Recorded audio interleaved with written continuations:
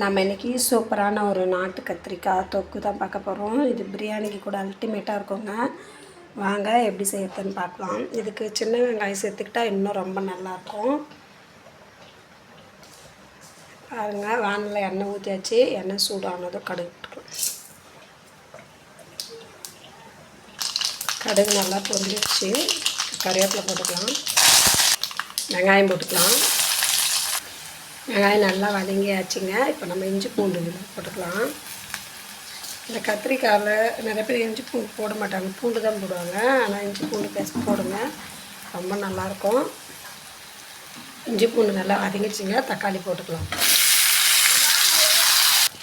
தக்காளி நல்லா வதங்கிடுச்சுங்க. இப்போ நம்ம கத்திரிக்காய் போட்டுக்கலாம். கத்திரிக்காய் தக்காளி நல்லா வதங்கணும். கத்திரிக்காய் பாருங்கள், கலர் மாற ஆரம்பிச்சிடுச்சு. நம்ம மசாலா ஐட்டம் நல்லா போட்டுக்கலாம். மஞ்சள் பொடி போட்டுக்கலாம்.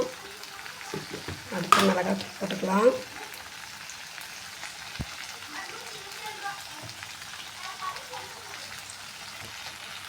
இந்த கத்திரிக்காய் தொக்குக்கு ரொம்ப வாசம் தரதும் நல்லா டேஸ்ட்டாக இருக்கிறதுக்கும் இந்த பொடி தாங்க காரணம்.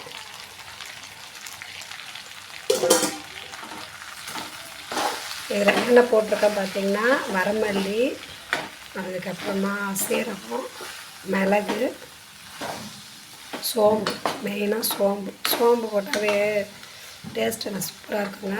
சோம்பு போட்டு நல்லா இந்த மசாலா இந்த கத்திரிக்காயோட நல்லா மிக்ஸ் ஆகட்டும். நல்லா வதக்கிக்கலாம். இந்த மசாலா இந்த கத்திரிக்காயெல்லாம் போட்டு மிக்ஸ் ஆனது அந்த வாசம் செம்ம அல்டிமேட்டாக இருக்குங்க. இப்போ நம்ம கொஞ்சமாக தண்ணி ஊற்றிக்கலாம். கத்திரிக்காய் வேகிற அளவுக்கு, கத்திரிக்காய் மூழ்கிற அளவுக்கு நம்ம தண்ணி ஊற்றிட்டோம். இப்போ நல்லா கொஞ்சம் கொதிக்கிட்டுங்க. கொதிச்சதுக்கப்புறம் நம்ம கொஞ்சம் அதை சொல்லுவாங்க மசிச்சு விட போகிறோம். 1-2 கத்திரிக்காயை அப்படியே தொக்கு செம்மத்தையாக இருக்கும். அதை எடுத்து பார்க்கலாம். கொஞ்சம் நேரம் வேகட்டும். நம்ம இந்த தொக்கு ரெடியாகும்போது பார்த்திங்கன்னா இந்த விதெல்லாம் வெளியே வந்துடுங்க. கத்திரிக்காயோட விதெல்லாம் வெளியே வந்துடும். செம்ம டேஸ்ட்டு, வாசனை நல்லா இருக்குங்க. இது நம்ம புளி ஊற்றலை, அதனால் நம்ம தோசைக்கு, சப்பாத்திக்கு எல்லாத்துக்குமே இதை தொட்டுக்கலாம். ரொம்ப ரொம்ப டேஸ்ட்டாக இருக்கும். பிரியாணிக்கு இன்னும் ரொம்ப நல்லாயிருக்கும். பிரியாணிக்கு நம்ம ஒரு கத்திரிக்காய் செய்வோம்ல, இதுவும் இன்னும் அல்டிமேட்டாக இருக்கும். நான் இந்த சோம்போட வாசனை அவ்வளோ அழகாக இருக்குது. அந்த வாசம் கத்திரிக்காய்க்கு நிறைய பேர் சோம்பு போட மாட்டாங்க. போட்டு செஞ்சு பாருங்கள், செம்மத்தையாக இருக்குது வாசம்.